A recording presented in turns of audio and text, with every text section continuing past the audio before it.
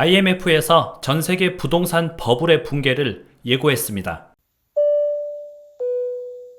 안녕하세요. 재테크 읽어주는 파일럿입니다. 지금 우리나라만 부동산 가격이 빠지고 있는 것 같으시죠? 그런데 전 세계적으로 부동산 가격이 떨어지고 있는 추세고요. 우리나라만의 문제는 아닙니다. 이 문제에 대해서 IMF 국제기구에서도 좀 심각하게 생각을 하고 있어요. 단순히 집값이 떨어지는 문제가 아니라 이 집값 하락이 젊은 사람들한테 MZ세대라 그러죠. 최근에 이제 집을 구입했던 20대, 30대들한테 굉장히 큰 고통을 줄 수 있을 것이다. 이런 내용의 보고서를 내놨거든요.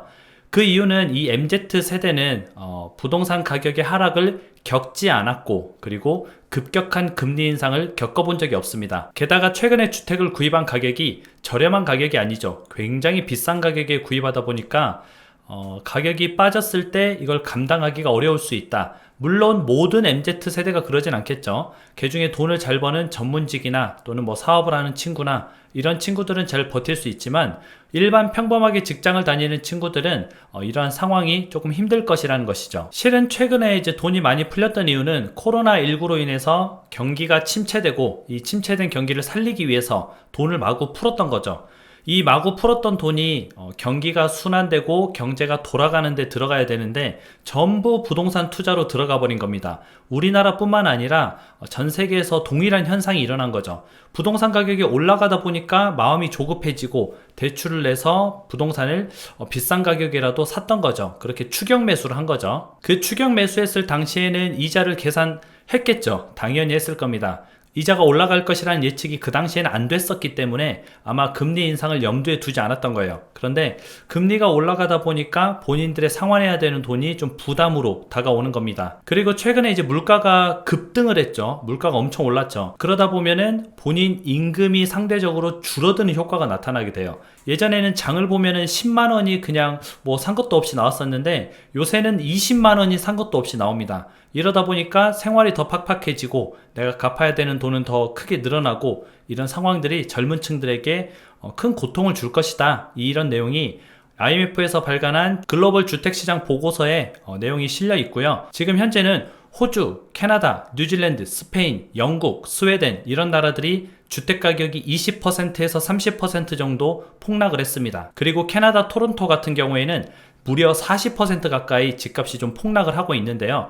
우리나라도 일부 단지들은 집값이 30-40% 빠진 곳이 있죠. 저랑 같이 공부해 보니까 뭐 세종시는 40%, 뭐 잠실 같은 경우도 30% 이렇게 하락하는 곳이 있습니다. 그래서 이런 문제가 비단 우리나라만의 문제가 아니라 좀 글로벌하게 전 세계적인 문제다 이렇게 생각을 하면 좋고요. 근데 이 보고서에 또 중요한 내용이 뭐냐면 이 전 세계적인 글로벌 주택시장의 붕괴에서 가장 안전한 나라가 미국이다 이런 보고서를 내놨어요.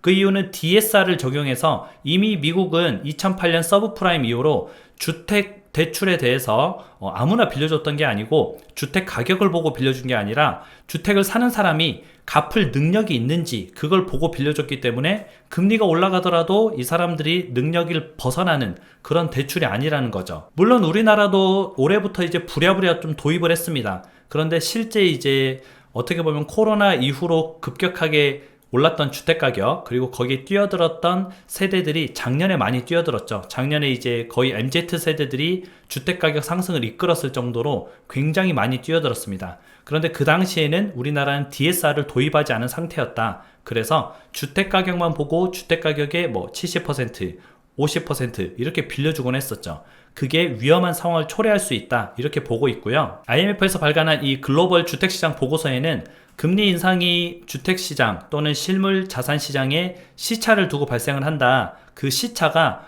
보니까 한 1년에서 2년 정도 두고 일어나더라. 2023년과 2024년에는 전 세계 주택시장이 붕괴될 것이다 이런 보고서를 내놨거든요. 침체될 것이다, 뭐 붕괴될 것이라는 약간은 좀 제가 오버해서 해석을 한 거고 침체될 것이다 그런 보고서를 내놨습니다. 그래서 전 세계적으로 현재 좀 이런 분위기가 되어가는 것을 우리는 인지를 하고 있어야 되고요.